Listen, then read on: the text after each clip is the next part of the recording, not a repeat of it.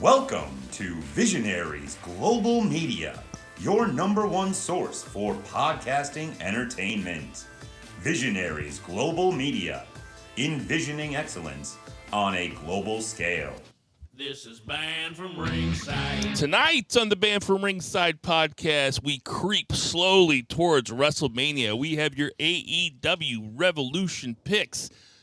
Sonya Deville gets busted carrying a gat in New Jersey. That and a whole bunch more tonight on the Banned from Ringside podcast. I'm sorry. I was wondering why she got arrested. I saw that shit and I never clicked on it. I would too if I were her, man, after that stalking shit that she went through. Shit. Ditch that 9 to 5. It's time to feel alive. Hello, Marks, and welcome to the Banned from Ringside podcast. As always, I'm your host, Bill Vagey, a.k.a. Amelia Earhart Foundation, and sitting directly across from me, we have Jason Cornelius Bell. What's going on, JCB? A part of me was waiting for something black related, but I forgot.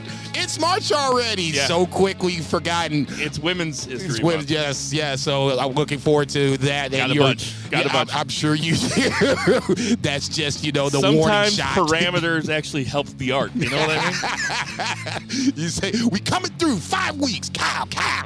And on that glove, we know now ask the congregation to bow their heads as I read from the latest edition of the Banned from Ringside podcast, volume 297, chapter 3, verse 14. And the good smart say it, hashtag boo the heels. It's all good, baby. Listen, share, subscribe, repeat the holy trinity of BFR. Not much on my end, just doing my thing, just watching the wrestling, just feeding the cast, trying to make a living, being a black man in America. And out there, being a white man in America, in Portland, Oregon, we have two beers. Zach Pullman, what's going on with your beer? West in the house.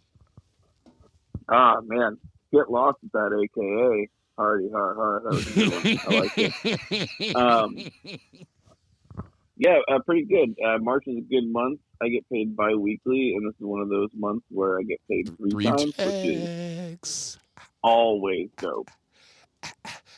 Jason and I are coming at you from beautiful St. Charles, Missouri. It's pretty nice outside. It might be drizzling a little bit. Zach, I was telling you guys before we came on the air that just apropos of nothing, I decided to listen to our Revolution picks, the very first Revolution from 3 years ago this week. It was February 27th, 2020 on the old Banned from Ringside feed. Don't know what made me do it. I was just like, oh, this might be a fun little trip dump. Did you go to Spotify? I was on Apple Podcasts. Okay, so it's a different feed. No, that's the usual feed. So you can anybody that is listening to this that wants to go back and get a giggle, they can go on Apple, Spotify, whatever the case may be, and go back and listen to it. But my AKA that week was Handra Bullock, and I was like, Handra Bullock in the heat. Handra Bullock in miscongeniality. I got to remember this. And then Zach says, "You couldn't even. I couldn't even find a joke like that on the net." To complete silence. No sell. Everybody's like, okay. And that and then Amelia Earhart Foundation, then he goes, you can get lost. Zach's good. He's quick. He's good. No, he's good. No question about it. So we got some predictions tonight. I don't know. I got nothing else to bullshit about beforehand. We don't have to talk about the weather, do we? Zach, what's the weather like out there? It legit hailed today. Well, that's weird. Damn, dog. It hails pretty often. It's just like a casual hail. It's not any of that powerful. Fuck up your sighting shit like you get in the Midwest. It's one of the strangest weather phenomenons. Let's do a half hour on hail. Yeah. I'm sitting there like, damn, dog. What's up with the Portland weather, man? Shit, you talk about snow 1 week, hail the next week. What the fuck? Nah, let's get to that 3 count. Fine. 1, 2, 3. JCB, kick it off. As our humble host said, we are creeping towards WrestleMania, so we're going to talk a little main roster, WWE, Raw, and SmackDown. Obviously, SmackDown first. Obviously, the story coming in was whether or not Jay was going to resurface or not. Jimmy has been looking for Jay, blah, blah, blah, can't find him, yada, yada, yada. That was the major storyline throughout SmackDown, but they did manage to sprinkle in some matches. Imperium goes over Braun. I want to say Riddick Moss, but it's not the case. It's Madcap Moss and Ricochet in the opener. Obviously, the story here is Drew McIntyre creeps down towards ringside, and it looks like we're doing at least Gunther and Drew, if not all three, and the third being Sheamus, but we have time to flesh that out. We'll see what happens there. Santos Escobar and Rey Mysterio in a backstage segment. Dom comes in to makes his appearance. I'm always happy to see that. Jimmy and Paul Heyman in the back. Paul's basically saying that you need to call out Jimmy or Jay at this point, handle your business. In-ring solo, do your thing, blah, blah, blah. One of the biggest things that came out of this episode was the return of LA Knight. I had questioned where LA Knight was since the last time we saw him at the Royal Rumble. He comes back looking just as good, talking just as much shit, and then proceeds to lose to one Kofi Kingston. I'll let you guys jump in at this point. Good to see LA Knight back, but I question whether or not he's over in the mind of Triple H. In fans' minds, easily over. Everybody's singing his catchphrase. Everybody's yelling, yeah, and all that other good shit. That's great. Unfortunately, losing to Kofi Kingston doesn't leave me much hope, at least for the short-term future. Better choice of words. I'll let you guys take it from there. Well, I mean, we can say that it looks like I was wrong when I said a couple weeks ago that LA Knight's going to have a WrestleMania match. That being said, it feels like I was right when I said that LA Knight came out of the Bray Wyatt feud getting more over, because it seems like people were high on LA Knight when they came out. He got a pop. Like you said, people were saying his catchphrase. And people, well, we'll talk about Bray later. Zach, what do you think about anything that Jason just said? In regards to LA Knight, I think this is funny. I actually didn't tell you guys this story when I was at the strip club the other week. I ended up talking to this dude about wrestling. I'm sorry. Go ahead. I'm gonna leave the jokes until the end. Finish, please. So yeah, that's what I do at strip clubs. I just chat up random dudes about wrestling. But that's what happened. Strip club. And so there's a lot of more interesting things going on around me, but it was very funny because we're like having a good conversation. That's what I'm sitting thinking. I'm like, so the talent wasn't that great at the strip club? I mean, the last thing, if I'm at a strip club and the talent is good, guess what? The last thing we talking about? Wrestling, band from ringside. Well, it was a work event, so you know. Yeah. But anyway, so talking to this guy, and just like it's always nice whenever you find like a wrestling fan out in the wild. You're just like, oh shit, I hit the jackpot. Yeah, right. And then it was just so funny because he was like, big LA Knight mark, and he's like, dude, he's great. He can talk. He can wrestle. He's gonna be a future WWE champion. I'm like, I don't think you know how this works.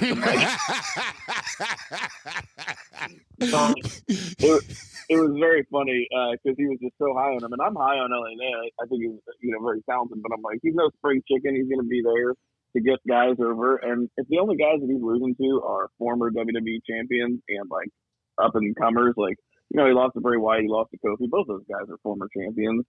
He's in like higher profile matches like that.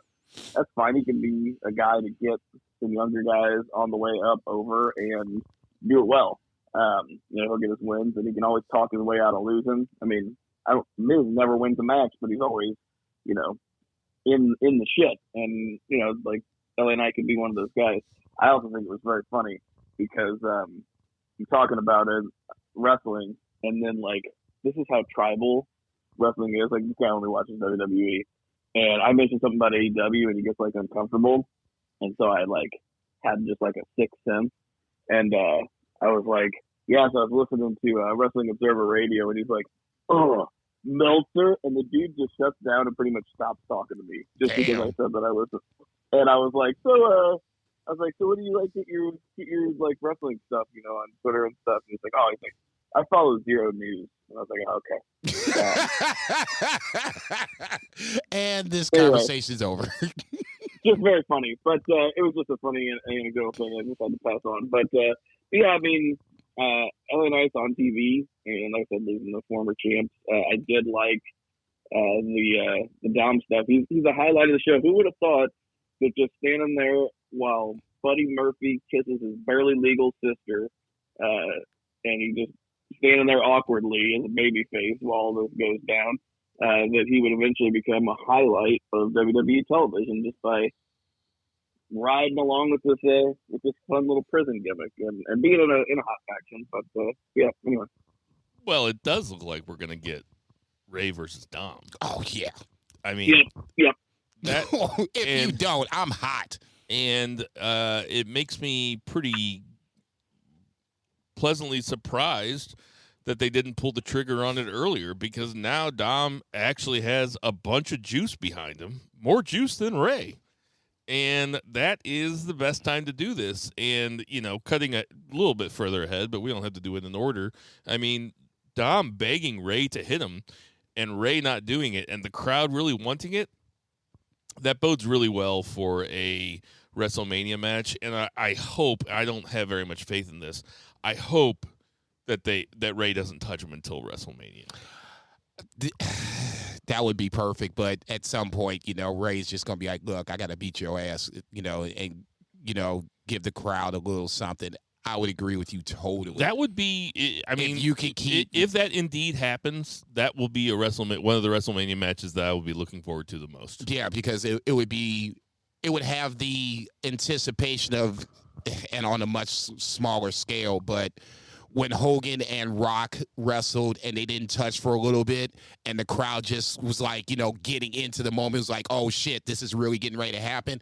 It's nowhere near that big. But on that same scale, fans want to see Dom get his ass handed to him. He's an impetuous ass child. Yeah. Okay? As someone that doesn't have kids, I'm looking at Ray like, dude, you need to put hands on this motherfucker, right? Oh, I could put hands on my kid. No fucking doubt. No fucking doubt. As long as we getting Child Protective Services involved, Zach, would you put hands on your kids? Have not, have maybe wanted to at times. You could beat them all But up, also, though, right? Currently, yes. He said currently, yes. He said, I'm on the clock. I've been watching my nephews get bigger and bigger and bigger and bigger. And like my 19-year-old nephew, hope he doesn't listen to this. I mean, he's such a sweet kid. I don't think he'd have a chance against me. My 16-year-old nephew is fucking jacked. And he was second team all-conference linebacker as a sophomore. And now he decided not to play basketball this year. And he's doing wrestling instead. Oh, Jesus. And he is fucking jacked. And I think that he would probably fucking kill me. You would have an issue on your hands. He would probably fucking... Now you got to fight dirty. He's probably like 170 or what? I think he wrestles at like 172 or something. He's my height, maybe a little bit taller. I mean, he's just a brick shit house. Yeah, he would shoot on you and just put you at his will. I'm not scared of you though, Luke. Come find me. Right? And help me move this couch. Before you beat my ass. We talked about Dom. Well, we just talked about Dom and Charlotte and Rhea coming out for their face-to-face. Very interested in this match. I thought this was a good use for Dom. Charlotte bringing up Andrade is the biggest Andrade, thought process. I totally forgot about Andrade until Charlotte brought him up. And you know what? That didn't even occur to me that her bringing him up might mean that he's going to show up. It didn't even occur to me. I'm not saying he's showing up. I'm just saying this is the most we talked about him in months. Oh, yeah, for sure. That's where I'm going with it on that one. Neither here nor there. Like I said, Charlotte and Rhea, I think, should be one of the highlight matches, possibly a night closing main event match. We'll see what happens there. Shayna Baszler beats Natty, whatever. Tegan Knox comes out to help Natty before she gets stomped by Ronda and Shayna Baszler, so it looks like we'll have something going with that. We'll talk about Shayna and Ronda Rousey probably more towards the end of Raw, because that might be the slot where they get into WrestleMania, but we'll see what happens. Firefly Funhouse next. This is where I have at least some of my problems with Bray and what they're doing with Bray. Bray's figuring this out. I don't know. Let's just have the whole Bray conversation here, because we had the Firefly Funhouse, which it's funny in that 3 years ago pod that we were listening to, we were having the exact same conversation. We were like, they brought him in with all this heat. Everybody wanted to see him, and then they just took too long to do stuff with him, and they fucked him up. It was the exact same conversation 3 years ago. And the thing about him fighting Bobby Lashley and Lesnar taking on Omos, let's take the Lashley Bray thing first, because Lashley comes out, this Bray Wyatt video plays where he's basically making fun of Bobby Lashley for being a big, strong guy. You know, it was like, he was teasing Bobby Lashley for working out a whole bunch and having a perfect body, right? That would have been funny. That would have been funny like week 3 or week 4 of Bray's comeback. But like now, like when I forget the guy that does play-by-play, the English fella that does Kevin Patrick, thank you. He says he says after the video plays, he goes, Bobby Lashley didn't want anything to do with Bray, but now he might not have any choice. It's like, might not have any choice. He's like, I'm like, Bray Wyatt's a fucking clown. Like, he's just up there making fucking TikTok videos, and Bobby Lashley's supposed to be pissed off about this? You know, what's better podcasting? What's better wrestling podcasting? People praising the shit out of stuff, or just people shitting on it? I'll leave that up to you, Zach. What do you think about what's going on with Bray Wyatt and Bobby Lashley right now? A big old motherfucking duffel bag of shit. Jason was hitting the weed. You almost killed him. Yeah, it is not a good build. It will not be a good match. And, yeah, not looking forward to it. What's the is it going? Man, if they do a cinematic match with Bobby Lashley, one of the most over dudes in the company. No, he's not that over. He's pretty over, dude. Not anymore. Okay. I'd say the live crowds, he's one of the most over dudes in the company for sure. Yeah, I mean, people said at that Montreal show that he got the second biggest pop all night for his entrance, I should say. I think that people really have come around on Bobby Lashley. They respect him. Shit. You saw what happened when Brock crossed paths with Bobby Lashley. Brock was that guy.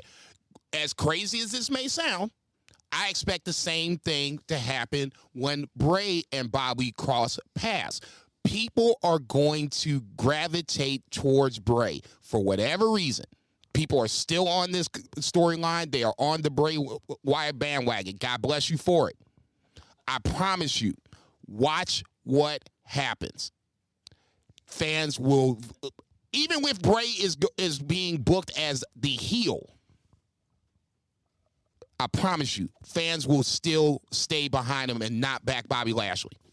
I mean, Bray's not a heel or a face. Bray is just Bray. It's just, and that is death in professional wrestling. Okay, but what I'm saying, so case in point, so that Firefly Funhouse, you had Uncle Howdy next to him. So we went from literally, I can't trust you, I don't know anything about you, so now we boys and shit. Without really not much explanation. And now Uncle Howdy ain't here. This I mean, it really kind of adds a little bit of juice to the rumor that Vince still has some creative control. And it adds credence to your report last week. Because this is some Vince-ass shit. Oh, my Brock, okay. My report, thank you for bringing that up. You are very welcome. It adds credence to your report that Brock basically was offered the Bray Wyatt match first and turned it down. That's what sources told me. And now you pivot to Bobby Lashley and Bray Wyatt because apparently Bobby Lashley can't just say no to the same things that Brock Lesnar can. God bless you, Bobby. Company man. I feel you. Probably should just say no on this, but that's another story for another time. He also probably doesn't have the veto power that Brock Lesnar does. He probably doesn't. They'll give Brock whatever he wants, just as long as Brock can do as little work as possible, because okay, so now we'll move on to Brock and Omos. Please. Because Brock and... The shower match when I'm at Joey's house on Sunday. You take showers at Joey's house? No, I told him when we talked about this on Monday. He called me on Monday, and we were talking about it. He was like, they're going to do it. I'm like, no, they're not going to do it. They're going to do it. No, we're not going to do it. So, of course, they did it. He called me back right away, and I didn't even give him a chance to say hello. I was like, look, I don't give a fuck if this is on Sunday at your house. I'm bringing over bathroom. I'm bringing over my Aqua Velva. I'm bringing over my Irish Spring. And I am taking a fucking shower into your apartment. I was like, dude, I'm not watching that shit. If I got to go outside, smoke weed, if I got to go outside, smoke a cigarette, if I got to sit in your bathroom for the 5 minutes that match is going to take, so be it. I want to say, though, that it was pretty clear during that Brock Lesnar MVP promo segment that MVP was he was out there yes-anding. Like, he was on Improv Street. He didn't know what Brock was going to say. Brock said, however it ends, just spit it in my face. I'll F5 you. That'll be it. But we'll have like 8 minutes to fill before that because MVP did not know what Brock was going to say. And Brock was just out there clowning. Like, clowning. For someone that has anxiety about doing promos, Brock Lesnar's come a long way since the Paul Heyman split. It's probably that Zoloft, baby. Helped me. Hey, however it works, man. Hey. The way he came out, and I kind of knew that it was going to be silly, but just to see Brock help carry the segment, this is MVP's territory. It was. Don't get me wrong. It was an entertaining segment. Zach, what did you think about it? It was entertaining. Yeah, entertaining segment, and you just knew. He just played it out so well. I'm like, he's gonna spit that right in his face. He's gonna get F5. I'm like, turn away, turn away. I still, no matter how many years it's been, Brock Lesnar's voice just doesn't match his body. That's true. That's 100% true, man. It really does not. You act like it's Tyson or some shit. He's like, I'm gonna go home and fuck my wife and drink a Miller Lite. That's right, a Miller Lite, because Coors Light won't pay me. Like, you're not like a killer at all. I don't know. It's Tyson adjacent.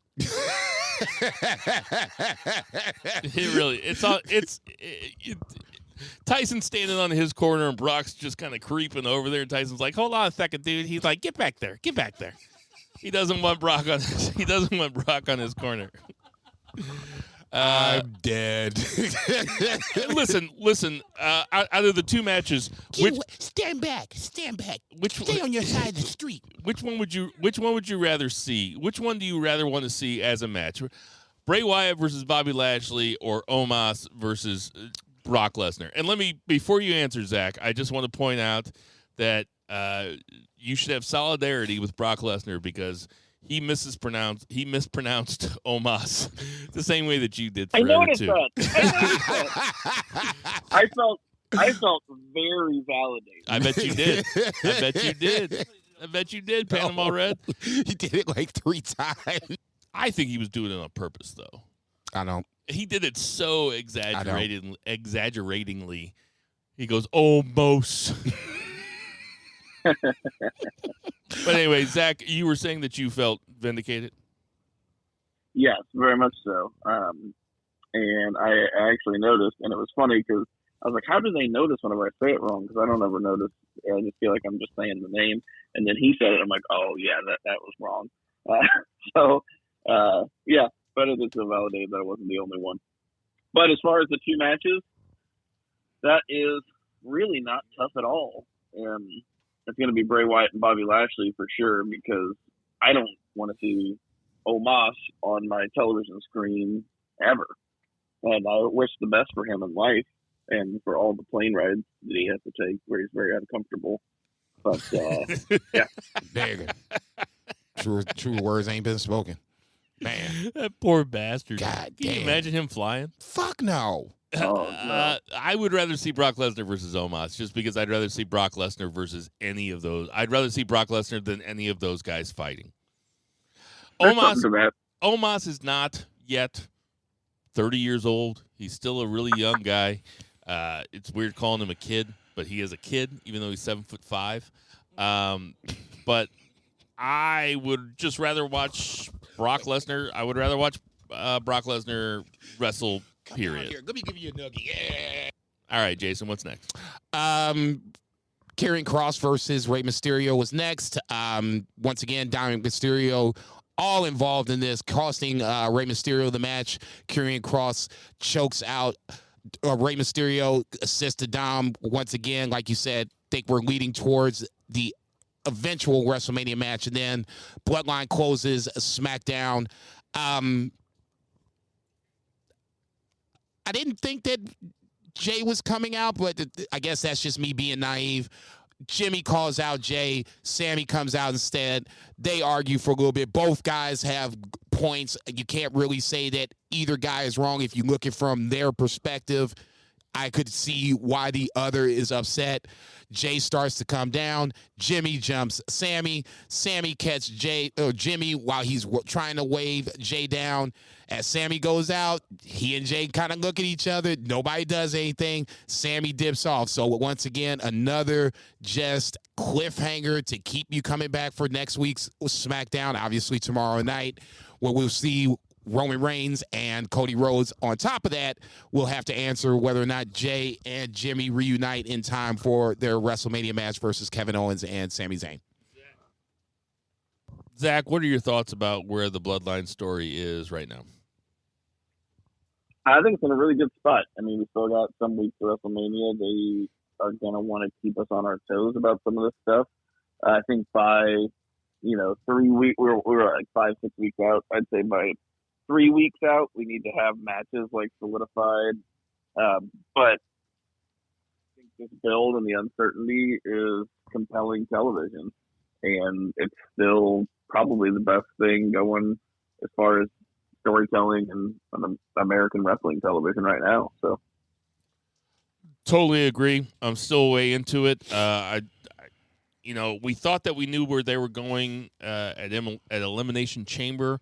They swerved us a little bit with having Jay's whole thing at Elimination Chamber swerved us a little bit. They didn't swerve us as much as you want to. Oh, and for your weekly update on what our friend Tender Mahal thought about Bill's takes, he told me that I booked the shit out of that Sammy angle, so I really appreciate that. Thank you very much, Tender. He really doesn't like my takes very often. Yeah, well, I told you last week that he told me that I was wrong all the time. So, and he called me. He said that I act like a grandma when it comes to blood. So I think I'm a journalist. I'm just reporting what I know. You know what I mean? Says the guy that books Gary J on his show. So yeah, I would assume that him having zero problem with blood would be your problem, not Joey's problem. But another story for another time. We're going to talk about blood a little bit later. We got Ambrose coming up in a. But you ain't shit. Can I just have a little PSA here for for all my friends out there that watch wrestling. This should be good every week. And let me get a cigarette going. It's not necessarily you guys. It's not necessarily the people within the sound of my voice at this moment right now, which is, Vice and Jay Bell and Zach. But for everybody else out there that is bitching about the Bloodline storyline kind of going slowly now, and they want something to happen now and everything. Maybe you guys should just take a couple weeks off of wrestling. Have you guys thought about that? Because if you're going to watch 7 hours of wrestling a week and 5 of it's going to be Raw and SmackDown, and they're going to do multiple segments because they are not trying to cater to you. They are trying to get people that don't have time to watch 7 hours of wrestling every week, and they want to keep everybody engaged with the storyline. Maybe don't bitch about where the storyline's at right now. It's going to move incrementally, because if it moved any faster, then you guys would be bitching about how they blew their load 3 weeks before WrestleMania and how it's all predictable and how you're so mad about how it's all getting so predictable. Oh, my God, it's so predictable. Oh, it's too slow. Oh, it's too slow. What's going on? Now Kevin Owens is here. Why don't they just fucking shit or get off the pot? Why are they fucking leaving me with blue balls? It's because you watch it all the time, you fucking cucks.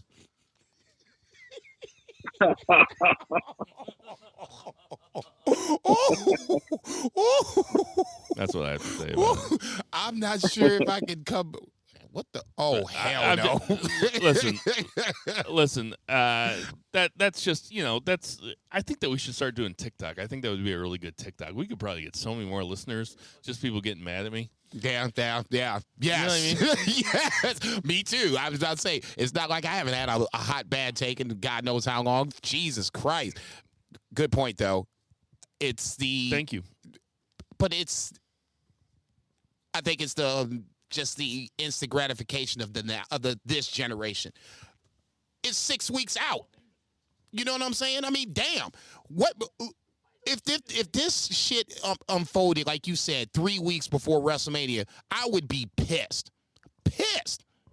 Drag this shit out, man. Look, if it's that boring, come back. Like you said, come back in 2 weeks. They still gonna be building to this shit. As an athlete, as somebody who's ran a couple half marathons, you don't want to run 15 miles 3 weeks before you hit the half marathon. If you're doing the training, you want to keep building up. So you build up to the 13.1 miles. So the week before you run 13.1 miles, you run 10 or 11 or 12 or something like that. Consider WrestleMania the half marathon, because it's usually way longer and not nearly as satisfying. Except for last week, or last year. What else you got, Jason? Let's flip over to Raw. We'll start with the curtain jerker, Street Profits versus Jimmy and Solo Sikoa. So obviously, Jay MIA again. Street Profits Street Profits lose to Jimmy and Solo Sikoa. KO comes out, obviously.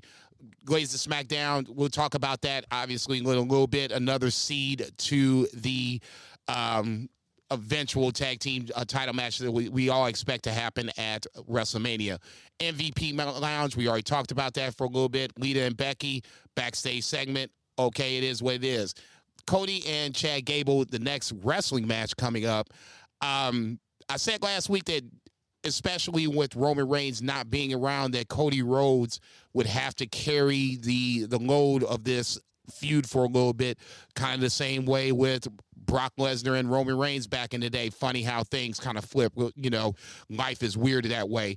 I thought this was a really good match. It's another, chance to give Chad Gable a little props to hang with a guy that's getting ready to headline WrestleMania Night 2. Otis is another spinoff. I'll let the Alpha Academy Mark over here talk about Chad Gable and Otis. But the match itself I thought was really good. Predictable finish, but you can't have Cody losing before WrestleMania. Chad Gable and who? Cody Rhodes. No, sorry, go ahead, Zach. Both legit shoot wrestlers, too. But that was fun. And, I liked the short but sweet promo that Cody did afterwards, where he's like, Roman's going to be at SmackDown, and guess what? So am I. And Heyman later on. He needed a week with a short and sweet promo in a match against somebody that can work, and that's what this was. 100%, yeah. So, and Heyman later on, basically saying, Cody, either you can confront Roman Reigns or Roman Reigns is going to confront you, like basically saying Roman's not running from him. Which is also pretty short and sweet for a Heyman promo, but enjoyable. Cody, you have stuff like that, like, have Chad Gable wrestle like legitimate wrestlers, and have Cody wrestle legitimate. I watched the Hulu version, admittedly, but this was not a painful show to watch. I enjoyed SmackDown and Raw this week.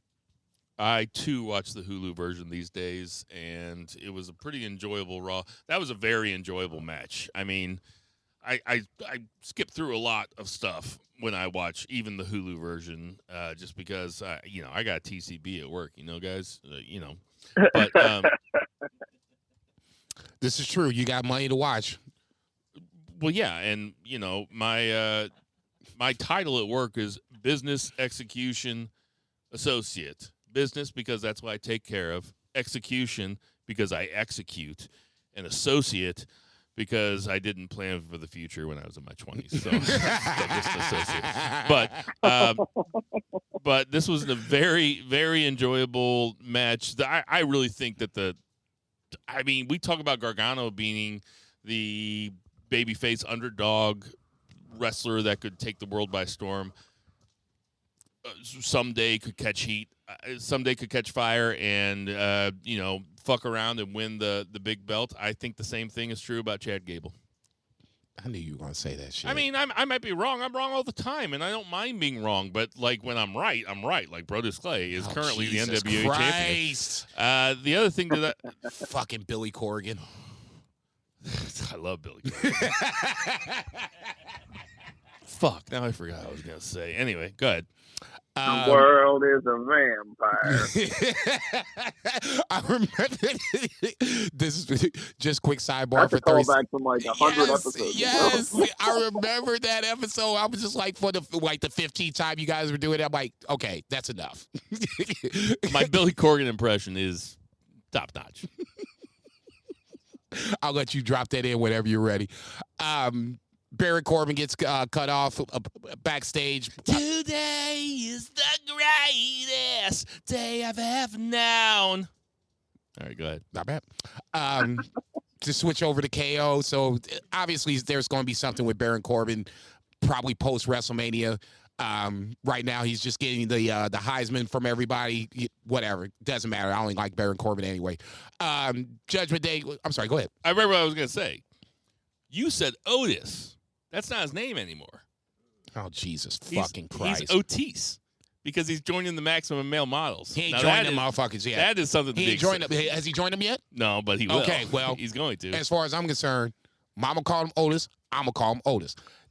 Judgment Day, whatever, backstage segment, probably setting up more so for the eventual Finn and Edge match at WrestleMania. Asuka, Carmella. Asuka wins. Whatever. Once again, build towards Asuka Bianca. Not that big of a deal. Candice beats Piper Niven. I thought Piper Niven might be getting a chance when Triple H came back. Clearly not the case. Candice ain't getting over on the main roster. It's just not happening. I would tend to agree with that. Zach, I'll let you defer to this. You're the Candice LeRae mark of us all. I'm going with booking. Yeah, I think she could. It's just she hasn't been positioned to do so at all. But I think she has the talent. I mean, she's got a good look, which is just like a very like PC way of just saying like she's attractive, which is a requirement in WWE for the most part. But she's also a talented wrestler, and she's got good charisma. It's just they haven't positioned her as a star at all, and she kind of came in right whenever Becky and Bayley and Charlotte were all like coming back. Maybe if it would have been a different timing, she could have. And not everybody's gonna be at the top of the card either. And I'm not saying she's like a top of the card person at all. But sometimes people just get slotted. Sorry, I was distracted. I took off my sweatshirt. Oh, yeah, you were distracted. I bet you were when I took off my sweatshirt. Right. I only got... What the fuck are you doing? I was kind of... you say that being attractive is a requirement in WWE. You know what? I'm not even going to go there. That's just...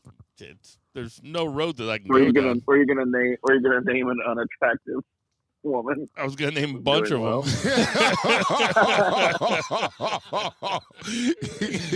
But no. He's like, well, if you remember, Serena Deeb looks like a cocktail waitress on an oil rig.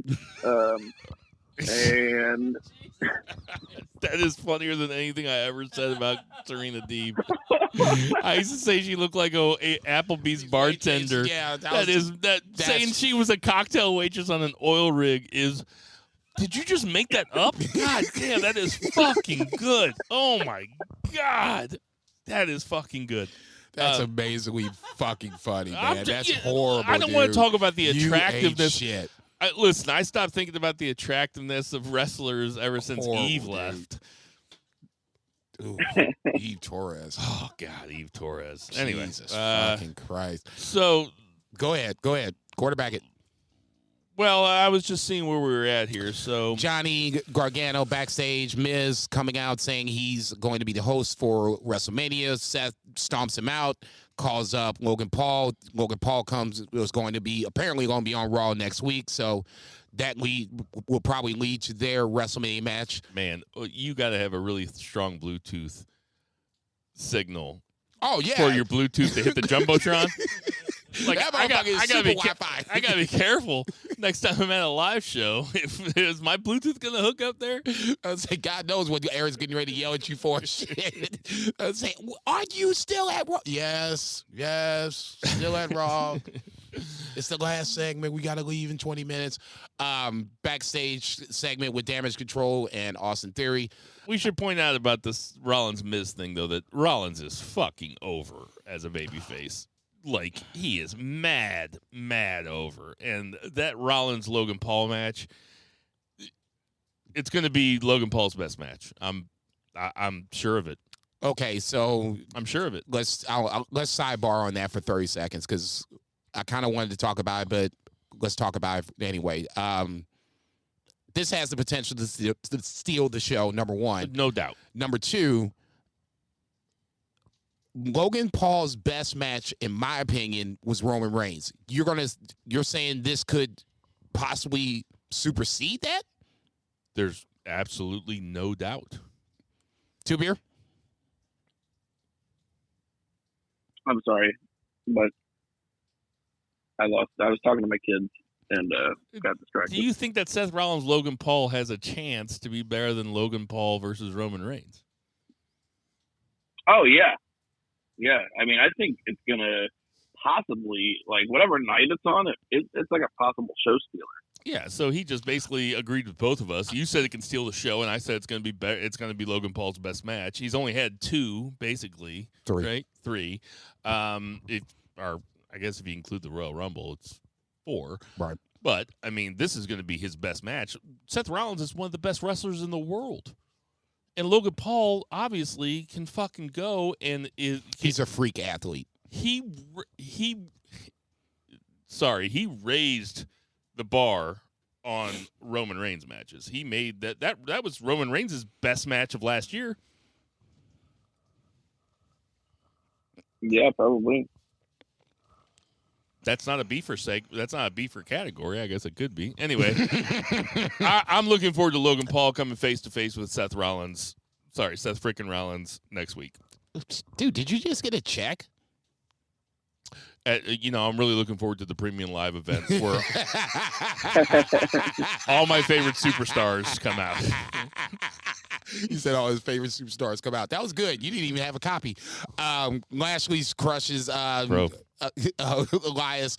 Another Bray Wyatt vignette. Yeah, we covered it. Jesus Christ. It was the same thing we covered. Johnny Gargano defeats Otis.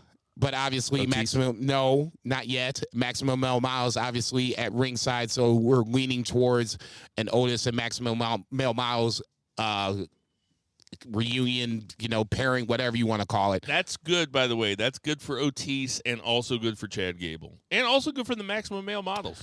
It's more so better, in my opinion, more so better for Chad Gable. Chad Gable can stand alone. Otis, it feels like he should be a part of a group. In this scenario, he will be the best wrestler of Maximum Male Miles without question. So to me, this is win-win. I want Otis, Massey, oh Jesus Christ, and Mansoire, oh Jesus fucking Christ, to win the never 6-man belts because they're better than House of Torture. House of Torture doesn't have anything. Yeah, okay. That's what I was getting ready to say. Now I was getting ready to come over the table. You now, fucking nerds! I was getting ready to come over the table. They lost the titles. Now, if you want to send them over to get worked over by Desperado, fucking Ren Narita, and fucking Suzuki, by all means, please, I would pay money for their flight to get that work. I'd watch the fuck out of that match. It's gonna take 5 minutes. Shit, which lasts longer, that 6-man or Brock versus Omos? Brock versus Omos is gonna last less than 5 minutes. People are saying, "Oh, we don't see what the big picture is with that. You guys don't understand wrestling when they put that match together." Man, I know what wrestling is, and that's the bathroom break match. As soon as Brock comes out, it's time to hit the merch and go to the bathroom. Grow the fuck up! Never, motherfucker. I'm talking to everybody else, not you. All right. Let's talk about this main event. What else do we got? We got to talk about the main event. We got the main event. The main event was Damage Control fighting against Becky Lynch and Lita. Vice just made a fart noise. And I don't blame him.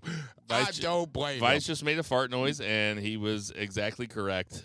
So Lita and Becky Lynch are now they're now tag team champions. There's nothing wrong with this. It's fine if Damage Control loses the women's tag belts to Lita and Becky Lynch. Well, I mean, it's going into WrestleMania season. Becky Lynch is a huge star. Lita's a returning legend. They're obviously gonna have a match at WrestleMania. They're just trying to do business. Jason's making faces. Zach, tell me what you think. Yeah, I think these belts matter. And belts are just props anyway. And you want to put the props on, like you said, some really big stars, and it's WrestleMania season, and give those gals, something. Puts the titles and those gals on the pay-per-view. So probably going to be the sixth woman that Jason was talking about last week. I think there's. I would assume unless it's Ronda and. Right. What's her name? Shayna. Ronda and Shayna Baszler going against Lita and Becky Lynch, which is also possible. I think it's also possible to get a singles match between Bayley and Trish Stratus, because Trish Stratus kind of put a little extra mustard on that beatdown of Bayley. That's actually more likely. The singles match and then Shayna and Ronda versus Becky and Lita for the belts. That makes more sense. Everybody gets a payday that way. I at the risk of, it's Women's History Month, and I've already talked about not attractive, although I didn't name any names. But I did have a thought. Oh, I remember where that quote comes from. It comes from the movie Best in Show. Best in Show, there you go.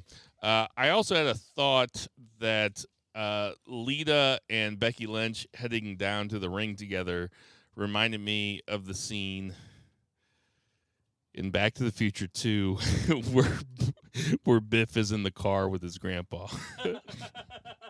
No, Biff is in the car with the old version of Biff. And he's like, "No, you dumbass." And he tries to give him the almanac, God damn. That's what it reminded me of. Now listen, Lita is she's a Hall of Famer. She's 20 years past her prime, though. I mean, let's be real. Can we just be real about this? I mean, we're real about Goldberg. Like I was talking about earlier, we listened to the old one. We were real about Goldberg.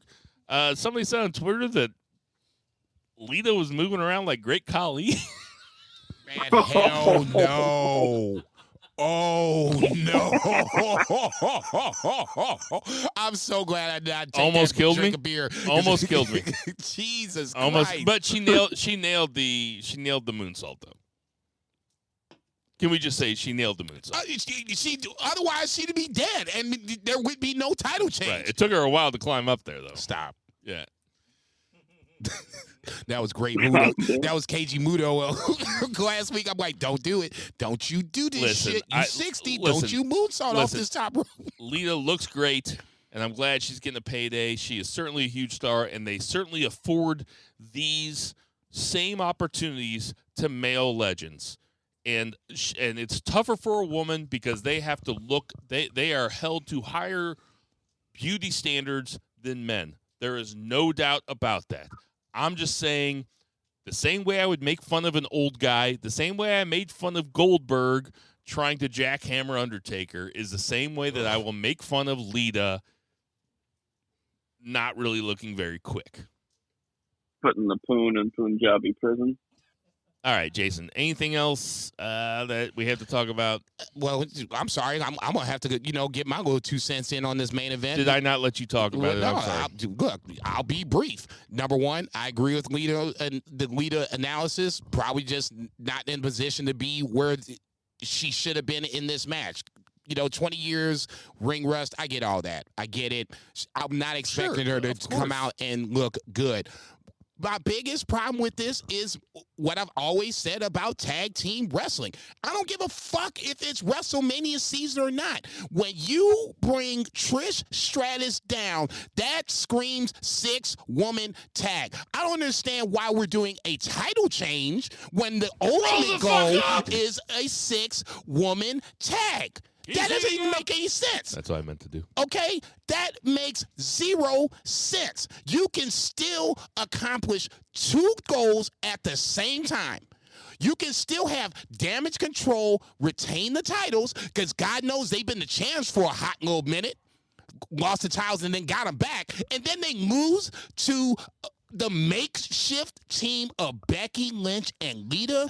Come on now. That's why you're pissed off. Damn right. Because you get pissed off about makeshift tag teams. Damn right. And especially when they won the titles. All right. You can still do 2 I was things sitting here at the thinking, same like, time. why is Jason so worked up about this? But This Jason is one gets, of my pet fucking peas about Jason shit. gets worked up about makeshift tag teams winning the titles off of real tag teams. Yes. I was like, why is he getting so worked up? Outside of that, everything else, all the goals you can want to accomplish, you can accomplish. Now, if you want to do a triple threat, would you have been okay? Would you have been better with Becky Lynch and Lita winning the tag belts at WrestleMania? No. Well then, okay. Well then, like, what the fuck do you want? Can they don't have another tag team. You can do, if you want to do Sasha and Naomi. No, okay. no. All right. If you want, you can do this one of 2 ways. If you want to do the 6-woman tag, then you don't have Damage Control, lose the tag team titles. If you wanted to do a triple threat, you can still have Damage Control come in as champs, and then you can have He's heating up. Ronda Rousey and Shayna Baszler pin Lita. So now you have the not even really a makeshift tag team, but 2 people that have a connection to win these tag team championships. You got everybody on the show, and everybody wins. That makes sense. This made no sense. And it was embarrassing to watch for the simple fact that, God bless Lita, she was not ready to compete. Period. And now you're gonna have a tag. Are you talking kayfabe style? Look at it. Let's look at it. Look, legitimately, she was not good. Period. No, she wasn't. Super slow. Yeah. Step behind. She wasn't. The moonsault was like, please God, make it. And then you're going to make them tag team champs because Becky Lynch is around? Come on, man. Make it make sense.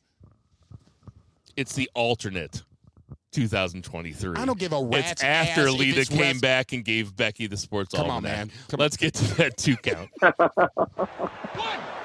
2, 3. 2 beer. What's the 2 count? We can do this the easy way or the hard way.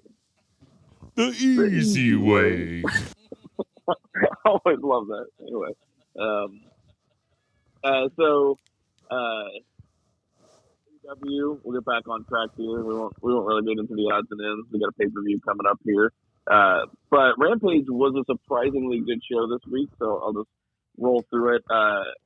Although it was interesting, I feel like they could have reverse ordered the entire card, and it might have been a little bit better because it opened with the Young Bucks versus Aussie Open, and like for no reason. Like I don't know like what was happening with this like at all. It was just like, hey, we're just gonna have this awesome tag team match to open Rampage, and it was absolutely killer. Young Bucks won, but I mean I feel like they went. I don't know, have like a time. It was or Young anything, Bucks Aussie Open for the opener of Rampage last week? Yes. Man, I didn't even hear Yeah. that. I usually at least check Exactly. I was like, oh, hell no. I'm definitely watching this shit before I go to work this morning. Fuck that. It was a good match. A pay-per-view match. Yeah. Well, yeah. It's a fucking Wrestle Kingdom match. And both teams look good. Obviously, the House of Black angle comes into play, and that's kind of what I wanted to see, how they played that, how they looked on Friday, and then flipping it going forward on Wednesday. But no, the physical match itself is really good. I thought everybody did their jobs. Mark Davis is a fucking animal in the ring. He can just toss guys around like it's nobody's business. I love Aussie Open. Bucks are the Bucks. Good match. And for Bill, who's finally going to tell the Young Bucks apart now, but for Aussie Open, Mark Davis is the one with like the butt. He's just got that like big butt. No, I can tell Aussie Open. I can tell apart. Aussie Open. You're apart. giving him too much credit. He still can't tell the Bucks apart. No, I still can't. No, I still can't. No, I really can't. And when you were saying I've tried. No, literally when you were saying that Bill could tell the Bucks apart, he's over here shaking his head like, nope. No, I can't. So don't give him that much credit. Brodus Clay, credit. Bucks telling each other apart? No. Man, there's something from that podcast from 3 years ago that Zach said because that's the first one where I said that I couldn't tell the Bucks apart. And Zach said that, it was a really funny line. It was something about having child porn on his computer or something. It was like really funny. Oh, Jesus Christ. February 27th, 2020. I'm listening that before I go to work tomorrow. I got to get a good giggle in. It's really a momentous one because it's that one. Pre-pandemic. It's Revolution predictions. It's after Bray Wyatt loses the Goldberg, and it's right before the pandemic. So, like, we have no idea what's coming, and it's just kind of like the pandemic WrestleMania? Right, but we didn't know that was coming. No, I'm just saying, because I'm thinking in my head. So we're talking about what's coming up, and it never happens, but it's just kind of, like, interesting to listen to. Like, we had no idea what was ahead of us. Like, just, 3 weeks away.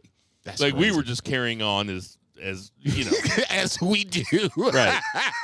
Anyway. Oblivious to shit. Go ahead, Tuber.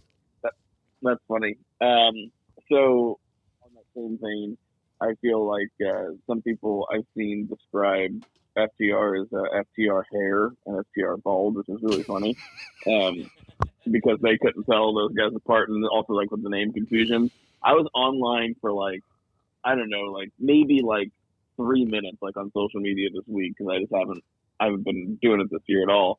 And within those 3 minutes, I saw the most amazing line in describing FTR, and somebody said FTR hair and FTR, oh my God, please stop talking. And that cracked me up because Dax Harwood is kind of a fucking complaining bitch, or at least he comes across that way. Well, you're talking about shoot style, right? Yeah. Not in kayfabe, right? But it was just pretty funny, right? But anyway, so Tony Storm, with Soraya, of course. Soraya, I don't know which one it is this week for me, but Willow Nightingale, and had a good match. Bummer, Willow Nightingale. She's got a lot. She's got really good charisma. I feel like she kind of deserves more than to just lose, even though Tony Storm is like a bigger star and more accomplished. And of course she's just more accomplished in her career. Like, I feel like Willow has momentum, and it's the same thing that I would say it's to a much smaller degree as like the same thing. But as far as me getting on my soapbox, like, the fans are handing this to you. The fans are just like with Jamie Hayter, they're handing it to you. They're getting behind her. So maybe she takes the title from Athena the next ROH pay-per-view. I think she's wrestling her for that. So maybe that's what her plan is. But if that's the case, her losing here is not necessarily indicative of that. Had a Lance Archer squash. I think it was the first time I've seen Lance Archer on AEW TV. Definitely this year. And then, in the 3 minutes that I was in on Twitter, I also saw Bill say, Keith Lee's 0 for 2 on the tag team names, and I was like, oh, great. I was like, what the hell is this? And I gotta say, Naturally Limitless is not good, but it's decidedly better than Swerve in Our Glory. That's a low bar. It's a very low bar, but he is 0 for 2, and I agree. And the main event was Sammy Guevara versus Action Andretti, which was, fun match. Both these guys are very athletic, and they're going to, do whatever they can to get over, and kind of set us up for some of the spots in the ladder match. But yeah, that was Rampage, and I just wanted to call it out because it was a much better show than. Not that I watch it all that often, but I saw the lineup and I was like, well, shit, I got to watch this. Yeah, it sounded like something I should have watched. Jason. Just on the Swerve and Argori naturally limitless debate, I'm going to lean towards the latter. I'm going to lean towards the former. No, I'm leaning towards the latter. I think naturally limitless is terrible. Oh, Swerve and Argori was brutal, dude. Get the fuck out of here. The fact that we're even having this conversation is more so the problem with Keith Lee. Definitely. It's not about Dustin Rhodes. It's not about... Definitely. It's not about... I agree. Swerve or Parker Boudreaux or whoever the other guy is. It's about Keith Lee. At some point, either we need to once again shit or get off the pot. You brought Keith Lee in to be a singles star. If he's not competing for the AEW championship, it's for the TNT championship. It's one or the other. The fact that he's in another tag team again after coming out of a tag team and then having should have had a feud with Swerve that we've been waiting for and haven't gotten, and now you're going to another tag team. I love Tony, but this is some of the problems with having this monster-ass roster. Even with ROH coming in. Well, it's a problem with having a monster-ass roster and not having any writers. Even with writers, the writers could still fuck it up. Of course. But you need people to bounce ideas off of. Without question. I guess my point is this. Keith Lee being in another tag team boggles my mind. Do you remember what my idea for the name of this podcast was? I don't. It was Marked Out Wrestling or The Marked Out or Marking. Oh, it's called Marking Out. The Marking Out Podcast is what it was called.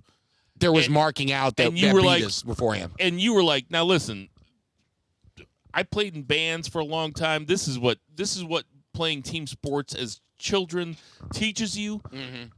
I am willing to accept. I am willing to accept better ideas. I remember you being like, I was thinking band from Ringside, and I think we were all outside smoking outside Jack Patrick's, and Zach and I were both like, fuck yeah, okay, yeah, that's good. That's good. But yeah, I didn't have any qualms. The first time I heard it, I was like, oh, that's cool. Yeah, it's good. It's still pretty good. It should be. It's been 297 episodes. But the thing about tag teams is like it's got to be the something usually. Like jamming two names into each other. FTR? FTR is pretty good. But FTR is like so is but not it was the FTR. It was the Revival though, and it's fuck the Revival. That's what FTR stands for. Because totally everybody fair. started saying fuck the Revival, Totally and fair. they went with FTR, and that's really good. The Young Bucks, the Acclaimed, the Rockers, the Legion of Doom, the Demolition. The Elite. I'm saying like Jericho the Road sucks. Warriors. Jericho sucks. Team Hell No sucks. Those are bad names for tag teams. It's got to be the something because it doesn't have to be the something. It should be. You're naming all of the greatest tag teams that I could think of that have the word "the" before the actual name. Well, with like Dustin Rhodes and Keith Lee, like I would have gone with the Diabetics or the You ain't shit. the low blood sugars, like something like that. You know, like I would have gone with something like that. Zach, take over, please. We're gonna let Tom Brady take a couple plays off.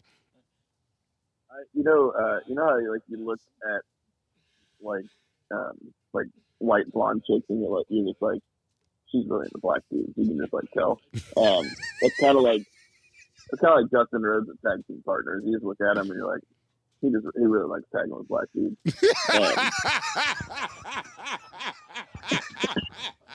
Dude, I'm dead right now. What the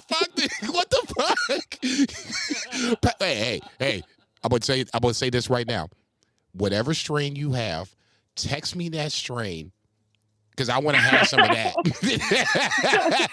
Now, okay, it can't happen right now because all the dispensaries are closed now. But tomorrow morning, I can go there and figure this shit out. What the fuck? You had me on, black men and white women. Now you went on with Keith Lee and what the fuck? Well, it's just funny because whenever I first got back into wrestling, like he was teaming with R-Truth, and I'm like, oh, this is like a fun tag team, and then like he had been with Booker T, and Keith Lee. I don't know, it was funny. Go, man. Talk about Dynamite. He's either tagging with his brother or a brother. Dude, I'm done, dude. Talk about Dynamite. This is fixing to be the longest podcast we've ever had. No, that's what I'm saying. Talk about Dynamite. Main event was good. I'll go with that. I like the Action Andretti. Sammy's cool. Obvious right guy went over. So as far as Dynamite, opened with a pretty decent big guy, little guy match. Orange Cassidy versus Big Bill with Stokely Hathaway. This match kind of fed into the main event, as we will talk about. But I mean, nothing really remarkable here. But pretty fun match. I don't know what you guys thought. I thought that Orange Cassidy sold the proper amount for Big Bill. Not much more to say here. I think that wasn't Big Bill's name before he was Big Cass. It was like Colin Cassidy, right? Wasn't that his name? Sounds right, yeah. Put them in a tag team. Yeah, the Casties just writes itself. Anyway, I mean, it was fine. The right guy went over. It wasn't time to move that belt, but I like watching Orange Cassidy fight. I like watching Big Bill fight. I'm glad that Big Bill's got his shit together. So I'm happy for him, and I hope that he gets more spots because he's a pretty fun wrestler, pretty fun big guy wrestler. Crazy to think about how, if you just look at the straight up numbers, Orange Cassidy's had a really dominant title run in AEW. And I know we talked about, and he's a fighting champ. I know we talked about, Tony doesn't flip tag or championships a lot. Orange Cassidy has been the guy for about the last 6 or 9 months, just defending titles. I don't think it's been that long. Who'd he win it off of? Pac? Pac, yeah. Yeah. I don't think it's been. He's been like Mr. Rampage. He was. It was weird that he wasn't on Rampage. Yeah. It was only because he was on Dynamite. It's like the 15. It's double digit title defenses at this point. I guess my point is this: when we're talking about AEW 5 years from now, we're doing BFR 1265. We're gonna look back on this Orange Cassidy run, quiet as it's kept, as a dominant run in AEW history. Tony is at least doing this part right. He's a fighting champ, like I said, which is more than we can say about the heavyweight champ. What was next? Yeah, Orange Cassidy's a great act, and he's been protected his entire run at AEW. I'm sorry, Zach. Let me cut you off here. Why does that bother you so much when I say that? Jason? Because that's the gimmick, motherfucker. Is that he never fights? Yes. Well, that's not what AEW needs. AEW does not need a non-fighting champion. What was next? We need a champion to jump in the crowd and break his foot. We're gonna have plenty more. We have a lot that's more. That's the champ we need. We need a champ that's gonna fucking start a fight backstage. MJF. There's gonna be a lot more MJF talk coming up here in the next hour. Yeah. Or that doesn't happen whenever your champion just rolls into the ring slowly. So anyway, next we had kind of a blue balls moment for the crowd, in which the AEW Trios champs came out, and then the lights went off, which has like been pretty much the build to this feud. Which, granted, the Elite versus the House of Black doesn't require like a lot of storytelling, but I feel like you could do a little more than occasionally turn the lights off. And then now we've got a few days before the pay-per-view, and they get beat up. And they get their belts stolen. And I agree, they gave them back. I don't like the belt stealing gimmick. Pretty on the record for that. But I'd just be bummed out if I was in the crowd for this and about to get the Elite, and it's just been kind of lame and kind of lazy. But I think the match is gonna rule, so that's where I'm at with it. It's one of the matches that I'm looking forward the most to. Is how Yep. Just the physical match it's itself. It's because of how good those guys are. It has nothing to do with how they've presented the Yeah, feud, I'm not. because but yes, that is part of AEW pay-per-views, though. In this scenario, if you told me you're It's part of AEW as a whole. if you told me you were going to have a banger matches with no story. if you're going to have a if you're going to have a 6-man tag with these 6 guys, sign me up. I'm totally down for it. The booking part of it, totally separate. If you just want to talk about the physical match itself, sign me up. Yeah. Then we had a ladder match, which was pretty awesome and pretty terrifying. So Takeshita, Ortiz, AR Fox, Eddie Kingston, Powerhouse Hobbs, Sammy Guevara, Action Andretti, and Commander out of nowhere. But welcome addition to the match. Ortiz and Kingston pretty much just fuck off and brawled, and they're like, we're not worried about this situation. We're just going to, brawl up the ramp, which was in storyline, made storyline sense, right? So that was fun. Kayfabe style, you're like, I guess, keeping kayfabe alive, they're hating each other, but they couldn't look past it for their own benefit here.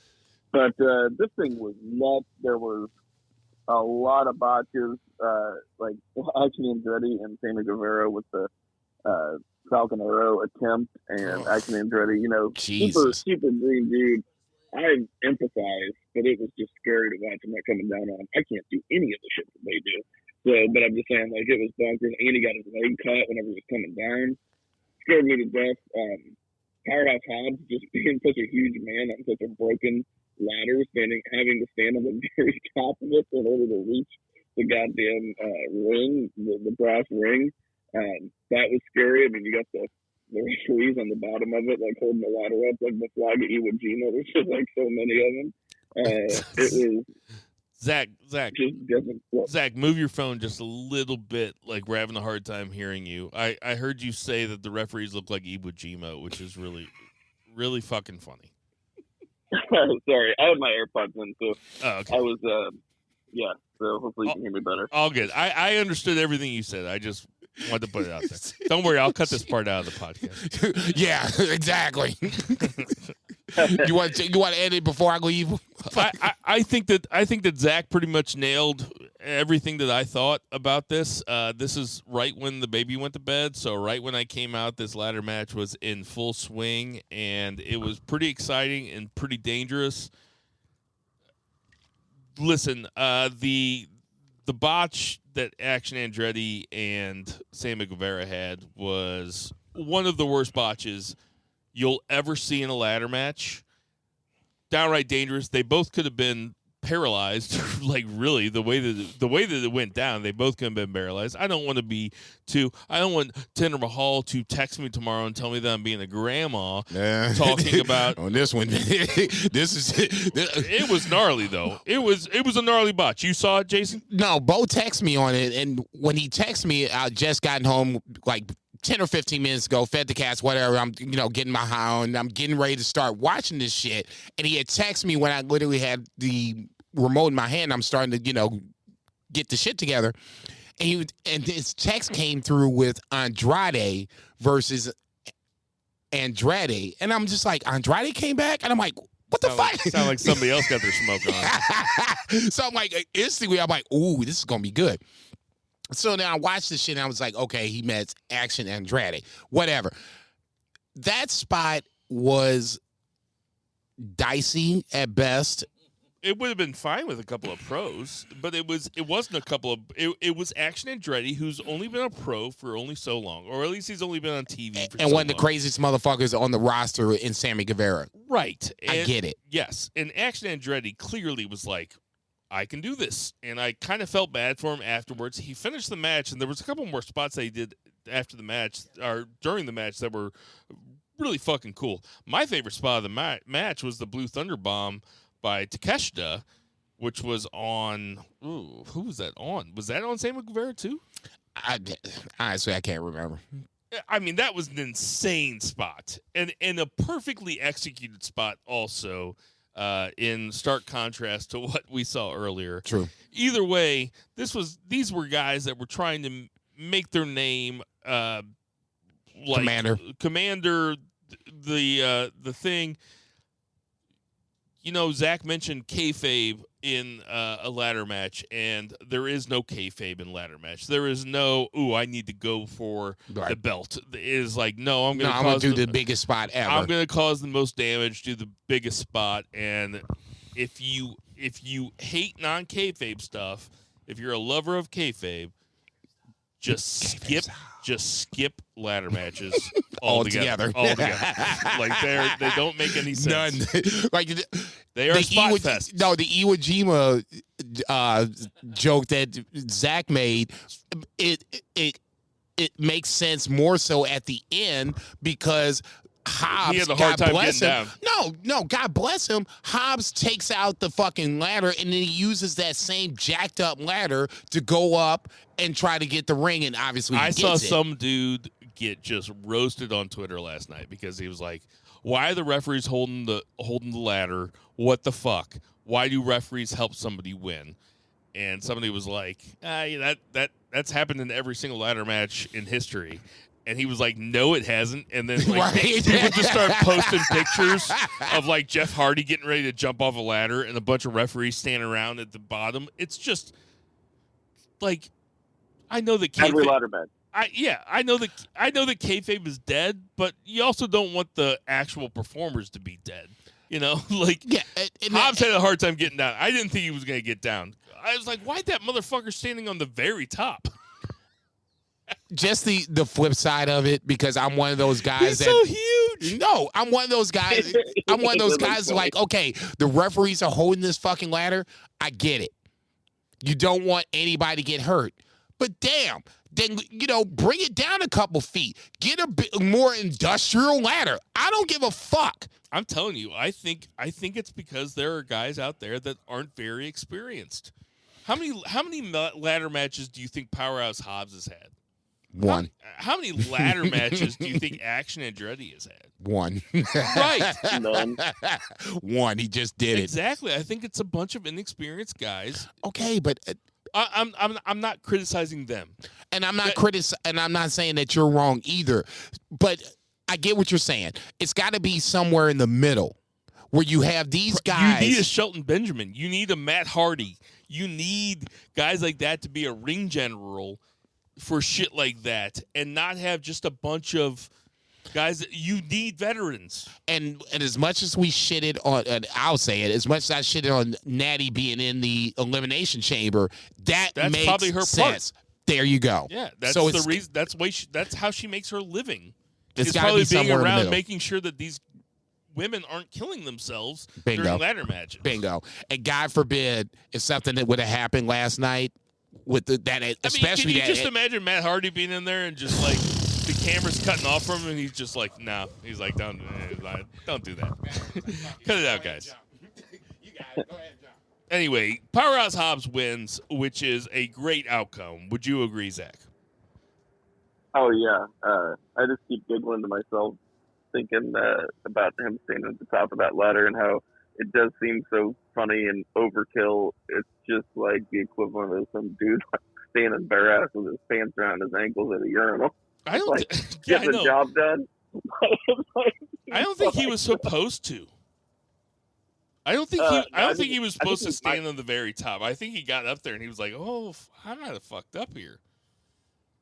I've watched Nope, the new Jordan Peele movie, like twice in the last month. And I just picture Powerhouse Hobbs standing on top of that ladder and Kiki Palmer and Daniel Kaluuya just looking up at him being like, nope. I'm not helping that motherfucker. Nope. Mm-mm. I do think the only other person that could have won it, because the crowd was really behind Hobbs, understandably so, and they were really behind Takeshita. But if anybody was winning that, it should have been Takeshita or Powerhouse Hobbs. Yeah, and it's Hobbs' hometown too. He's from San Francisco, so perfect. So, like, the crowd was hot for him, and it was the right move. It's the anti-Vince move. It's the let's give him the big moment in his hometown, so it's fun to watch for everybody. I know, it's amazing. What a novel concept. All right, moving on. We had just backstage update. Chucky T and Trent.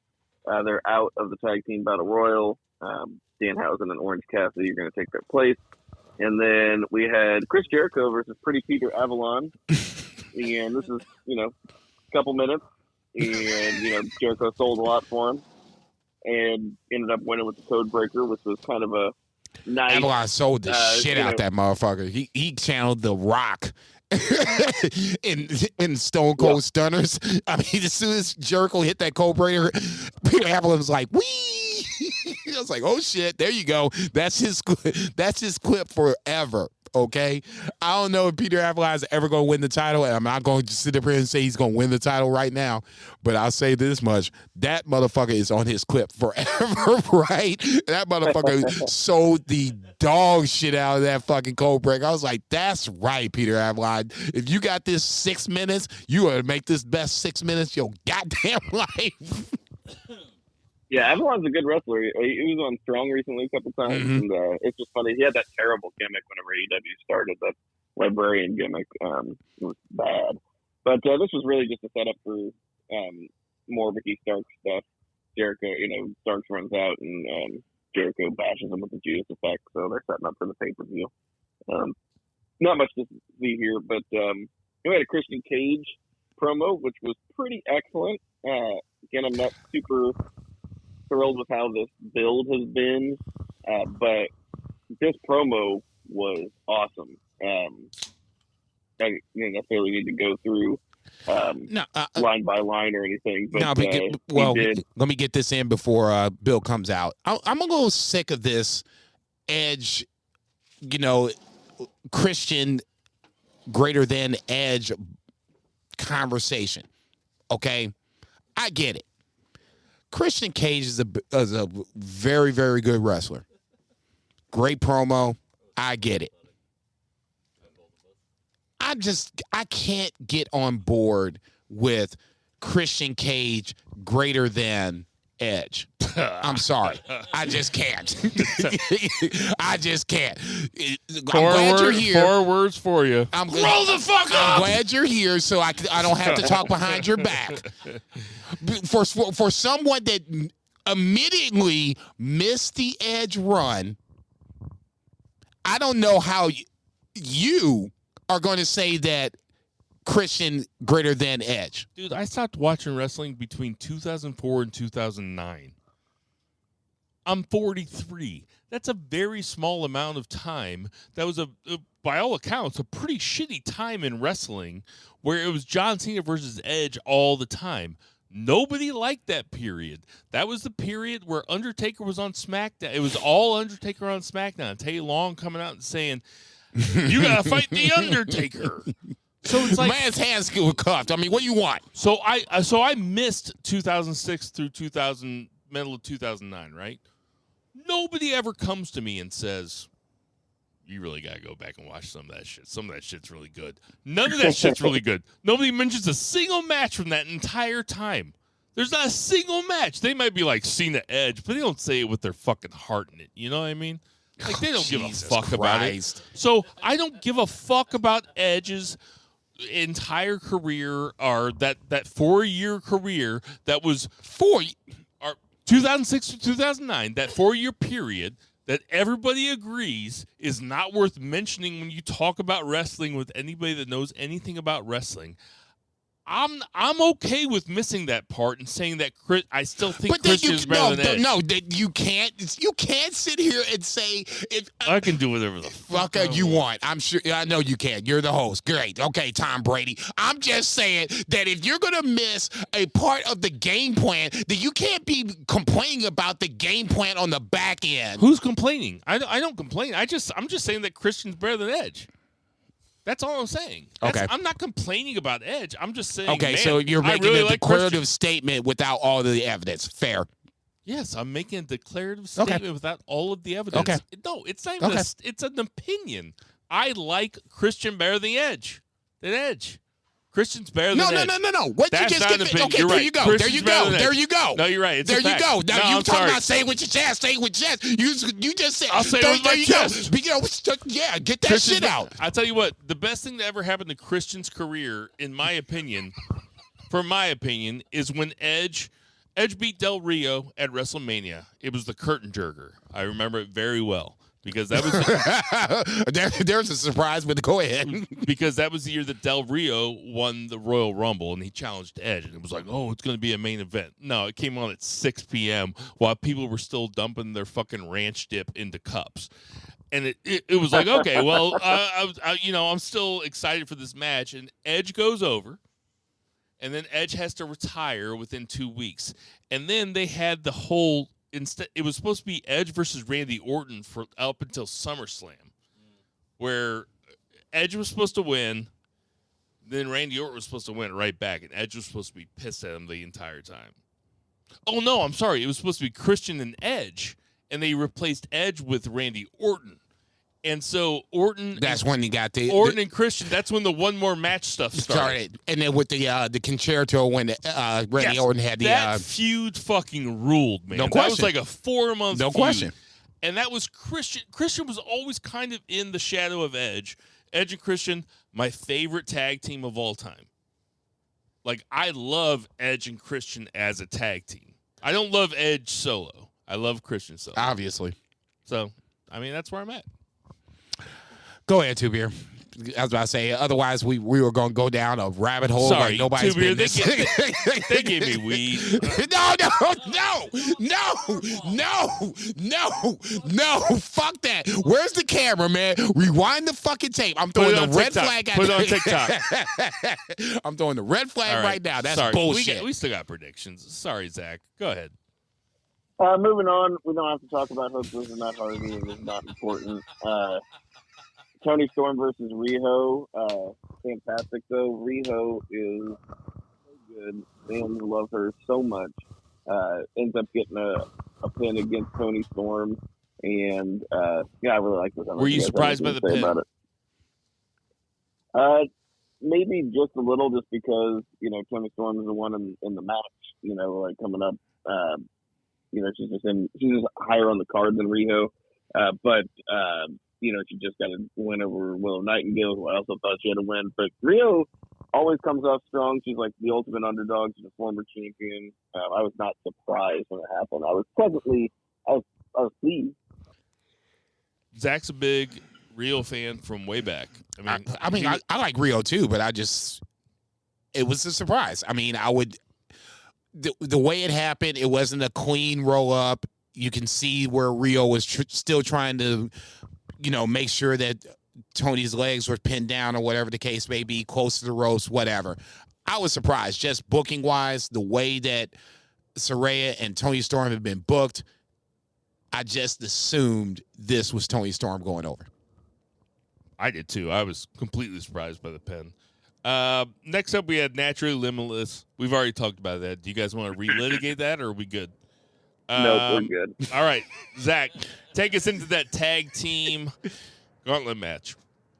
So, I'm not going to go in order or anything, but I will list the participants. We had Silver and Reynolds, The Kingdom, Matt Taven and Mike Bennett, Aussie Open, Danhausen, Orange Cassidy, Blackpool Combat Club, which is Claudio and Wheeler, Top Flight, Lucha Brothers, Preston Vance and Roosh, Angelo Parker and Matt Menard, and the Butcher and the Blade. If that sounds like a lot, it was. Preston Vance and Roosh, I don't even remember them being in there. Like, I feel like I watched the whole thing. Were you surprised by the outcome? Zach, were you surprised by the outcome? Oh, yeah, totally. Like, out of all of the people, I mean, I know that, Danhausen and Orange Cassidy, like I said, he's protected. He's been a star in AEW for a long time. Danhausen's a fun act, but, like, I don't know, you're talking about a four-way. There were so many more, I feel like, worthwhile. Like, yeah, it's a way to get them on the show, but, like, I don't even think they really need to be on the show. There's so many more worthwhile actual tag teams that would have been better in this match. Lucha Brothers are probably the most over of all the teams. You've got, Top Flight, who are, up and comers. They've been fun. It's very fun in the 4-way. Aussie Open. I mean, Jesus Christ. a lot. Even the Kingdom. Get the Kingdom on some. Those guys are really talented wrestlers. Jason, get them on a show. What about Naturally Limitless? Jason's been nodding for a long time and pointing like Arsenio Hall, so I think that he agrees with you. Jason, what you think about the outcome of this match? For a division that AEW was championing, that they wanted to promote, you have the Bucks, and Zach's analysis is the greatest tag team ever. I have a hard time understanding how Danhausen and Orange Cassidy win this when you roll out teams like the Lucha Brothers, Aussie Open, yada, yada, yada. Okay. There's got to be a better way to do this Revolution match. You just can't have back-to-back, battle royals and back-to-back weeks. You could do it, just break it up, number one. Number two, he's so right. When you have, like Zach said, legit ass teams come out. Well, I'm like, damn, Kingdom comes out, damn. Lucha Brothers come out, damn. Aussie Open comes out, damn. And I get it. Some of these teams probably just can't come to Revolution. But then if you get to this point, then why bring them out? Why tease me with these guys when you're going to give me Orange Cassidy and Danhausen? Once again, wasn't Top Flight out there too? Yes. Yeah. I mean, it was a jam-packed. Okay, it's a lot of do fucking a tag goddamn teams. Tournament. You had months between the last pay-per-view and Revolution coming up. You had months, and that's what you came up with. And you gave me. You don't have real jobs. You gave me Orange Cassidy. You can spend all day just sitting around thinking about this shit. And you this gotta come is up what with you came you up gotta with. come up with the shit at the very end. Hey, look, and leave 6 minutes for Bryanson. Actually, somebody needs to get Tony Khan needs to have somebody pull him out of the coke mound from time to time and be like, hey, we need to do business. I wrote down, I was like, this entire show seemed like it was somebody on coke because, man, it was non-fucking stop. It's too many run-ins. We get it. A lot of and this then all of a shit sudden, he gives 12 minutes to Riho and Tony Storm because he was probably like talking about some new business venture they just came up with, or like he was trying to explain the end of Inception or something. And that took 12 minutes? He forgot the show. Yeah, he forgot the show was going on. It's not taking 12 minutes to go at the end. He was like, so Griff was the grandson, Biff was the granddad. Who's the actual dad? He's like, who's the guy in the middle? And nobody knows because they never talk about Griff's dad. And they never talk about Biff's son. Nobody knows who the middle one is. Hijacked 2 counts. Anyway, Dan, listen, I'm going to say one positive thing and one negative thing. What do you want to hear first, Zach? Negative. Okay, the negative thing is I do not understand Danhausen as a guy that likes comedy and is wrestling sometimes. I just think that Danhausen is... Sometimes, all the time. I like comedy in my wrestling. Yes. I don't like comedy in my title matches, and I don't like Danhausen. This wasn't a title match, though. But he's in the title match now. He is. I don't like Danhausen. Okay, there you go. Let's break it down. I'm just like, I'll break it down to its core. I don't like him. I don't think he's funny. I think he sucks, and I think it's stupid that my brother sent me a text message a couple weeks ago from the New Yorker magazine about a wrestler, Jacob. Yeah. And it was Dan, now it's really getting ready to get bad. And it was Danhausen, and I got Jacob the New Yorker subscription for his birthday last year. He's like, I can't wait to read this. I go, man, I know every single wrestler in the world pretty much, and Danhausen would have been number 50 on the list of guys that I think the New Yorker would have done an article about. And I You know why I think they did it? Did you read the article? No, there's a paywall, man. I'm not paying $1 for that shit. I didn't read it. He got kids, But, man. Did you read it? But I'm assuming so. Danhausen is incredibly marketable. Like he's marketed himself really well because he's such an original character, and he was probably he probably made the most money out of anybody on the independent scene strictly through merch and the other ways that he's like marketed himself. And I think he's a top merch mover at AEW. That's like kind of like how he's built his persona in his business, because it's not around his wrestling. Not that he's like a terrible wrestler, but I just wonder what they wrote about, and maybe that's it. But let me give you. I'll give you 10 seconds to think about it. If you thought that if I told you the New Yorker did a profile on a professional wrestler, and I didn't tell you what promotion it was from, how old he was, how young he was, how famous he was, how many wrestlers would you have to guess before you got to Danhausen? 20. Oh Easy. yeah, it'd be quite a few. Way more than Easy. 20. I know. I'm being conservative. I told my brother 50, and I think that was I conservative. think that's conservative as well. I mean, you could even if you could go Ric Flair, Jerry Lawler, Right. Stone Cold Steve Austin, The Rock. You can give me hot or cold. You wouldn't have come And up I with would have Danhausen. never came out with a Danhausen. Never. I mean, that's all I'm saying. It's just strange. I would like to read it, but I'm not going to get behind that paywall. I'm not sending $2 out on the internet. It's $1, dude. Just cough it up. And then All right, so there was an in promo, but before we talk about that, there was one promo that I forgot to mention, which was awesome. And Moxley or Page? It's amazing. Either or. Moxley the Page promo was great, but the Moxley promo was like transcendent, like most Moxley promos. I find it funny that in a year of there are so many MJF promos that were great last year, and that's kind of what we talked about with the Beefers. I feel like Moxley is like the unsung hero where every promo is great, and every promo he just tells the truth. And this time he was bleeding profusely from his head.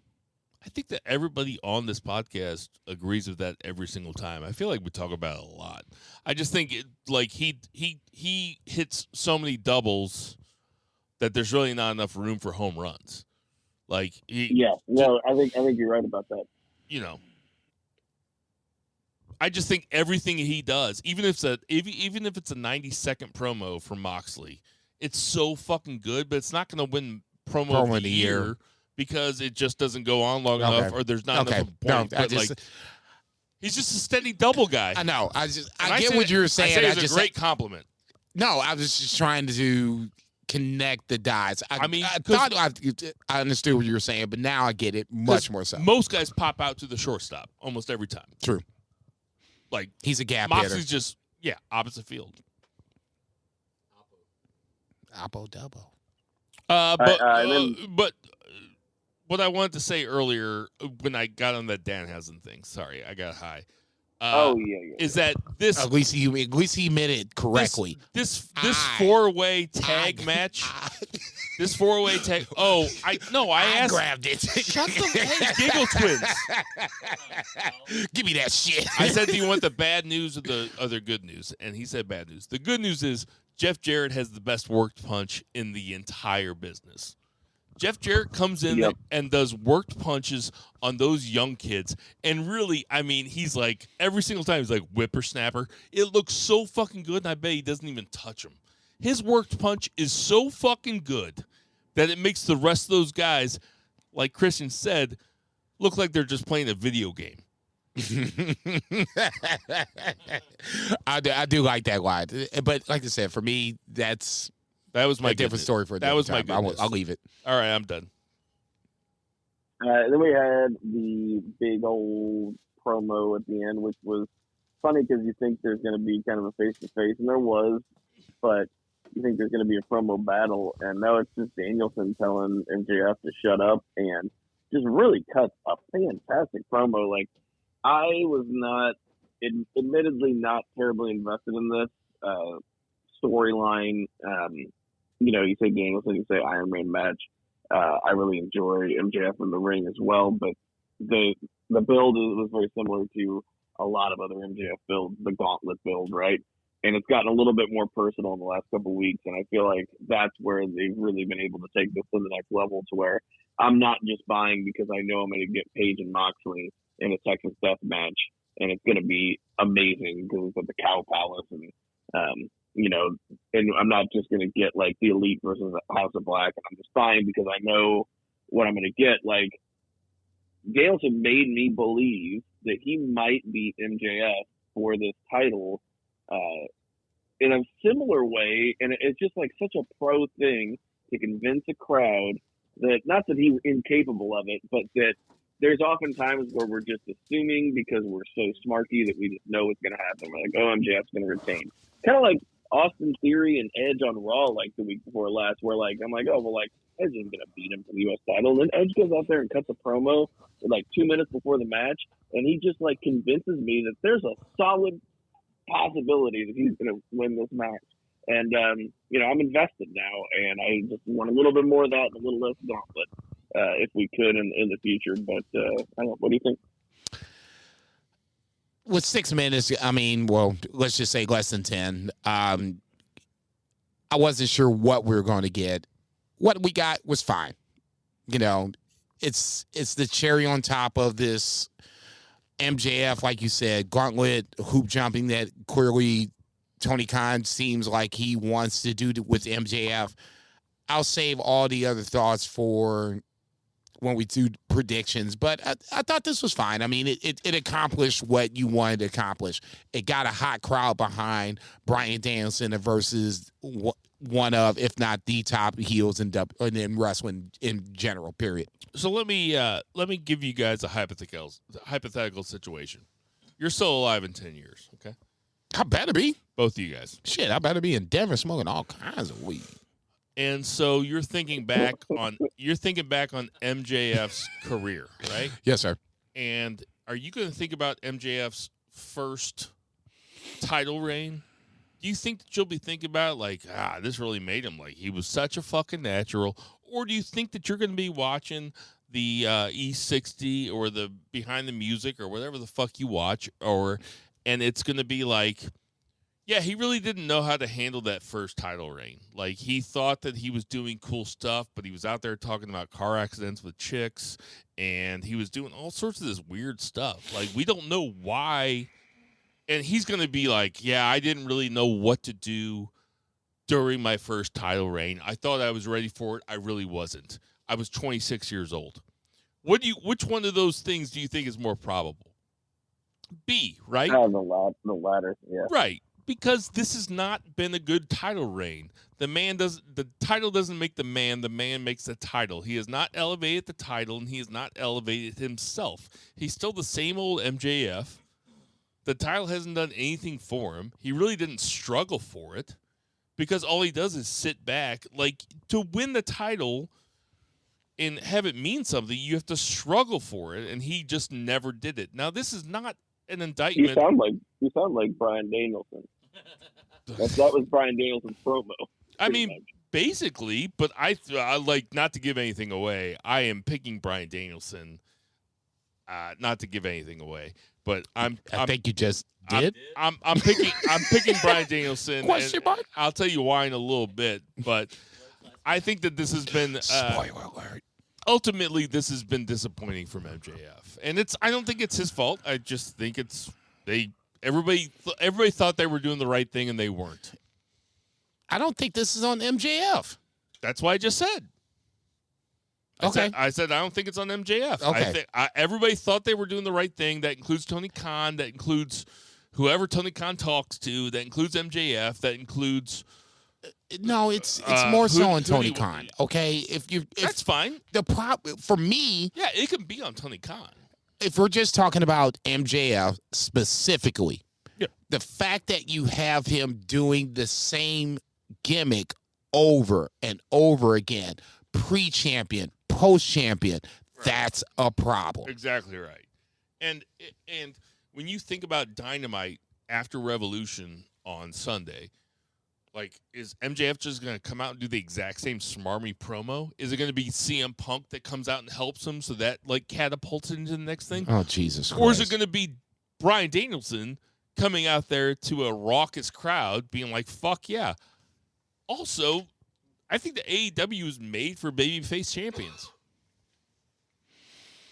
I can way see that. better. I can see that. I can totally agree with Let's that. bring Zach in here. I feel like we've been ignoring him. No, not at all. I fully agree. I'm really kind of interested if Bryan Danielson doesn't. It doesn't seem like they're going to pull the trigger with Wardlow. Now, I don't think Wardlow's a world title guy right now either, but I find it weird they've kept him away from him just as an opponent, right? Like, it doesn't even have to necessarily be a pay-per-view opponent, but was the last time we saw them in the ring together, Wardlow just destroyed him. And Right. MJF was off TV for months. Right. Yeah. So why have we not brought that back around? I think we will. so It's just it's not the right time.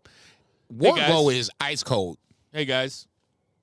Let's get to that 3 count. Okay. So, Tom Brady better get this shit over here. And you know what that 3 count's going to be? I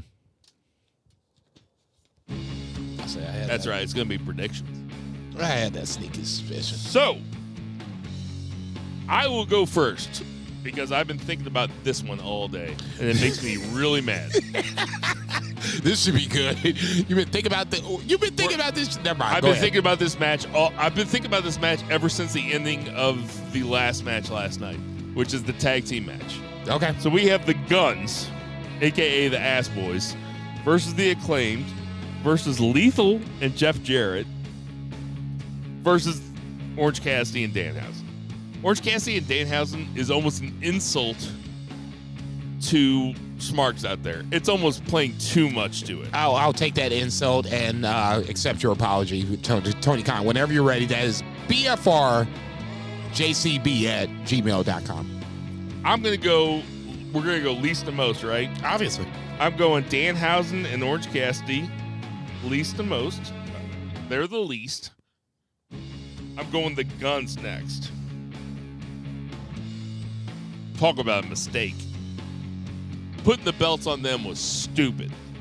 I'm going Lethal and JJ. Your fault, Vice. This is you. And this is then on you. I'm going the Acclaimed, most likely to win. Because the Acclaimed, taking the belts off them was stupid.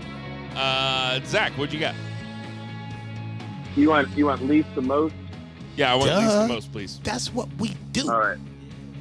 Least to most is going to be Jeff Jarrett and Jay Lethal. Not a thing, but I am weirdly intrigued and happy that they're in this match. No, it's a thing. And Just pay attention to Jeff Jarrett's fucking punches. He's got the best punches. Jesus Christ. all those Memphis guys did, because that's all they did was punch.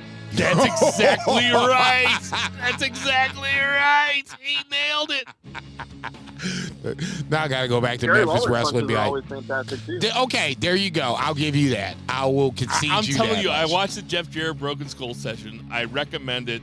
Jeff Jarrett is a pro. He's cool as fuck. Man, he's a broken All Ric right. Flair. Do you want to change All right, your so Do you want to change your Lethal and Jarrett pick right now? I'll give you one chance. No, Okay. nope, I'm keeping it. Then I'll go with. I got him second.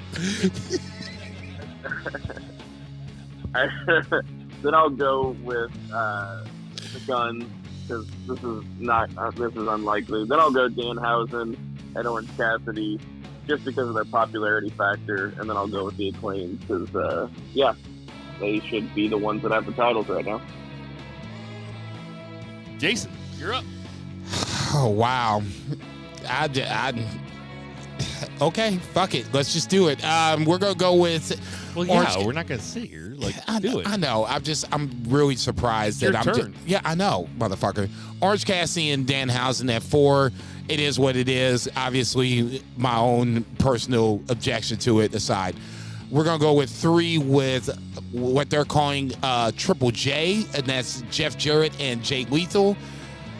I'll be, as much as Bill likes to see Jeff Jarrett punch guys, I'll be more than happy to see Jay Lethal go away at some point. I'm sorry, Jeff Jarrett go away at some point. 2, I'm going to go with the Acclaimed. I'm going with what everybody else has said about AEW and what I think I've seen. Tony Khan just doesn't give a title and then take it away. So you're taking the Guns. I'm taking the Guns at number 1. Somehow, some way, Billy Gunn is still in play. Yep. And the fuckery is not happening yet. And we've waited and we waited and we waited. I get it. Who should be the champs is different than who are going to be the champs. I'm taking the Guns. You know what's fun here is that none of us have the exact same 4. Yeah. So, coming up next, we have a 3-way match, which is between, it's Ruby Soho, He can't read his own Jamie handwriting. Hayter, and Saraya. Jason, you go first, motherfucker. We'll go in order of least to most. I will go with Ruby Soho as least. She feels like she's just thrown in there. God bless her. No disrespect to Ruby Soho. I think she's a great wrestler. Just wrong angle, wrong time. I'll go with Saraya's 2. I don't even really like Saraya. It feels like she's like the dead weight on the Titanic when it comes to the AEW's women's division. It's already been hard enough, and you brought her over. Man, look, I don't give 2 rats' asses. It's been worse. It already was bad to begin with, and now you brought somebody over that you thought that was going to make it better, and it's gotten worse. On that podcast 3 years ago, it was the title match was Chris Statlander versus Nyla Rose, and Zach asked which one was the trans person. Yeah, we definitely gonna have to go back to watch it. Listen to that motherfucker. I'm offended by that joke. You made it, motherfucker. And then obviously we're gonna go with Jesus Christ Almighty. I'm going with Jamie Hayter to retain. Jamie Hayter has done nothing to cough this joker up. I'm going Jamie Hayter 1, Saraya 2, Ruby Soho 3. Zach, what do you got? Yeah, if you are having a hard time remembering who's in this match, I would not recommend Googling Saraya 3-way. Or maybe do. I don't know. But, so I am going to put her at the bottom of the list here. And then I'm going to say Ruby Soho, and then I'm going to go with Jamie Hayter. Okay, that's exactly what I got. Okay, so that's all the multiple matches. So let's get to Christian Cage versus Jungle Boy. Zach, I'll ask you first. Who you got, Christian Cage or Jungle Boy? Please give me Jungle Boy, and please just let them move on to different things. Yeah, Christian Cage's promo the other night, though, was fucking great. Oh, it was awesome. Yeah. Like, seriously. You treat this like video game, I treat it like an ATM. I'm like, ooh. Yes. That was a money line, and that is a line that Edge could never deliver. Jesus Christ! I'm just saying. No. Listen, when you're talking about Christian Cage. Look, if you're just gonna do some shit just to piss me off, no, then just go with low hanging fruit. Here. I would have said that even if you weren't here. No, you would say that if I was here. Shut the fuck up. No, I wouldn't. Grow the fuck up. Never. Go ahead. Jungle Boy versus Christian Cage. It's got to be Jungle Boy, right? I mean, come on. Yeah, everybody's got Jungle Boy. Okay, I wrote that in the wrong thing. We have the Elite versus the House of Black for the Trios title. Who you got? Jason, go first. I really like House of Black. I like Brody King, Aleister Black, Buddy Matthews. I think they by themselves could be great. Tag teams could be great. The Elite is the Elite. I just honestly, I just really need to see Tony Khan show me that he has some sort of investment in House of Black. I don't think he does. I'm taking the Elite. I'm taking the Elite also for all the reasons that I said I wasn't taking the champion earlier. I'm taking the Elite. You bandwagon Well, motherfucker. I mean, do the Elite need to take time off? No. Do the Elite need to break up? No. Do the Elite need to start telling a better story? Yes. Does Kenny Omega need to bring out the U.S. Championship that he beat Will Ospreay with? Yes. Yeah, let's see Will Ospreay in the Aussie Open versus the Fuckers. Elite. I'm sorry. Zach, I'm just a little got? bitter about it, like always. Yeah, if this would have had a better build, like, at all, I might be convinced to pick House of Black, but it's just a match, and I can't see them changing the title on just a match. I want to pick House of Black. I really do. I feel you. So we got 4 matches left. We have Chris Jericho versus Ricky Starks. I'll go first. I think that Chris Jericho has something else up his sleeve. They have said repeatedly that Jericho Appreciation Society is banned from ringside. I don't know why they haven't paid us yet. I haven't seen any money yet from AEW. Hey, Tony Khan, find me with my checking account.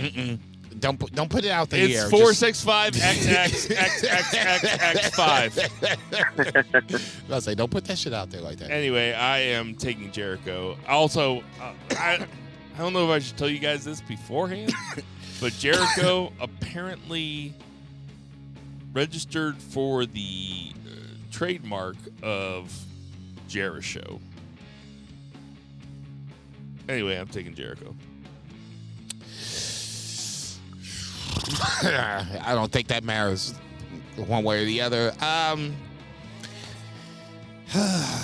Coin flip toss. I'm going with Ricky Starks. I mean, goddamn. I mean, why are we doing this if Ricky Starks doesn't go over?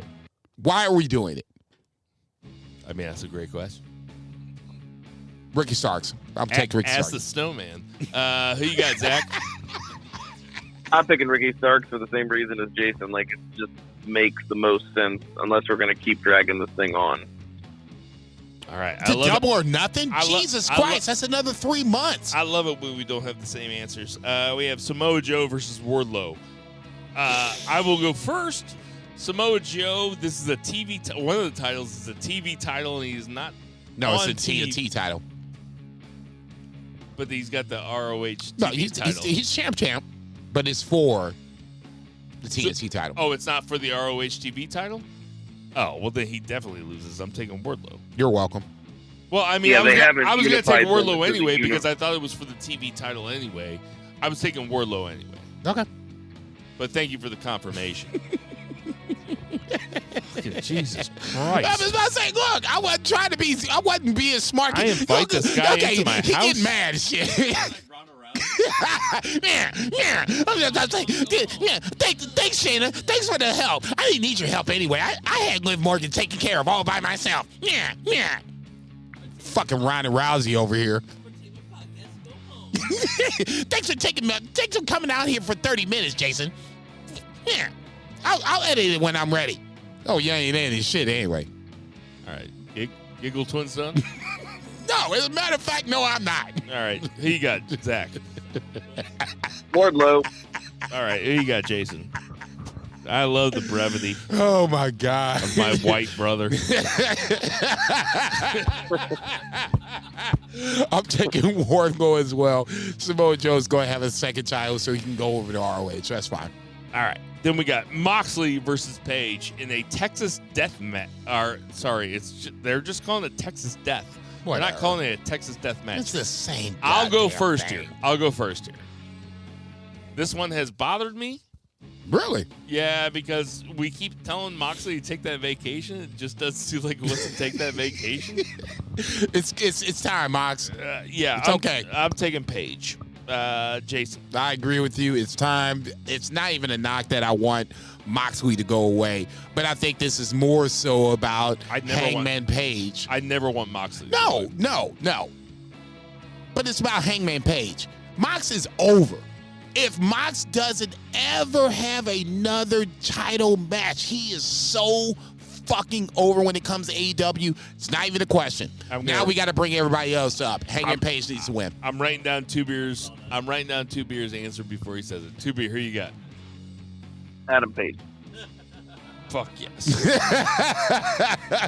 All right. I'm a little surprised. So all 3 of us have Page. It's cool. We have different answers on here for a bunch. For that particular match, I'm a little surprised. And then we have MJF versus Bryan Danielson in a 60-minute Ironman match, which I have to say, I'm not looking forward to. Like, it's the worst gimmick. It's not what you want in a main event, because you know you're going to get 60 minutes, and that is too long. And Bryan Danielson is my favorite wrestler, probably of all time, and I expect him to keep it. No, you didn't say no. Don't know. Let's call it for what it is. You said he was the GOAT. Yes, I think he's okay. So say it with your chest again this week. Is if he's the GOAT, then he can carry this motherfucker. Yeah, but I think the 60. No. I don't want to hear that shit. This is like I don't want to hear that shit. It's really like talking to my wife, man. Just let me finish my fucking sentence, man. I'm just saying, like, I don't even know what to say to you. This is exactly like talking to my wife. Like, okay, yeah, I guess I'll put the baby to bed. No, please. No, you were saying that Bryan Danielson is the greatest wrestler of all time. Yeah, so if he's going to be... I do not want to see a 60-minute match at the end of a pay-per-view. But that's what we got. It has nothing to do with Bryan Danielson. It has to do with the 60-minute match at the end of a pay-per-view. If he's that great, the GOAT. Yeah. It's not like he hasn't done this before. If MJF is that inferior when it comes to wrestling, and we've had this conversation before. It's an odd stipulation to put at the end of a pay-per-view in 2023. It's a stipulation, especially at the end of a pay-per-view that is booked by a guy that is notorious for booking 5.5-hour pay-per-views. Now, that match, that Golden Ring match, or that Sonic the Hedgehog match, or whatever you want to call it, where Powerhouse Hobbs pulled that ring off of it, that should have been on the pay-per-view. That's a pay-per-view level match. The only reason that shit was on Dynamite was because they knew that the pay-per-view is going to last too fucking long. Why are they doing an hour match? I like MJF. I love Bryan Danielson. I want to see him fight all the time. I don't want to see him fight 60 minutes against MJF. I don't think. Now, hopefully, I'll be proved exactly wrong. I'm just telling you exactly how I feel right in this moment. I'm being so honest with you right now. This is so vulnerable. And I will be honest and vulnerable as well. The reason I think they're doing this is to get MJF over. As rare as he wrestles, when he does, I'm taking MJF. As rare as he wrestles, when he does, it has to be good. And if you're going to bring out one person for 60 minutes on your AEW roster, Zach, who you taking? You're taking Bryan Danielson and bring him out. I'm taking MJF. Tell me why. See, I was going to, but it was just funny. I've just been saying one-word answers. MJF. I'll agree with Jason. I think this goes a long way towards getting him over as a credible wrestler, and it's a continuation of the storyline of MJF taking the easy way out. And I think perhaps he's going to maybe they'll be tied for falls, or maybe it'll be all the way out. He'll have the opportunity to take the easy way out, and I think there's a possibility that he beats Bryan Danielson clean. Say that last part again. Like, there's a possibility that he beats Bryan Danielson clean, because if we know anything about Bryan Danielson, he loves losing to young wrestlers. I'd say Loves it. Probably loves it more than banging his hot twin wife. I think there's a chance that Bryan Danielson barely more than a 0% chance that Bryan Danielson loses clean. I cannot see that. If it goes 2-2 within the last 5 minutes, yes. I see the diamond ring. I see some sort of swerve. Big Show. No way. Big Show, no way. Mark Henry. I don't give a rat's ass. I would love to see, just because. If MJF goes over clean, I'll feel the same way I did when Roman Reigns stacked Daniel Bryan and Edge on top of each other and pinned them both. Motherfucker, say what? Which was fucking amazing. Amazing.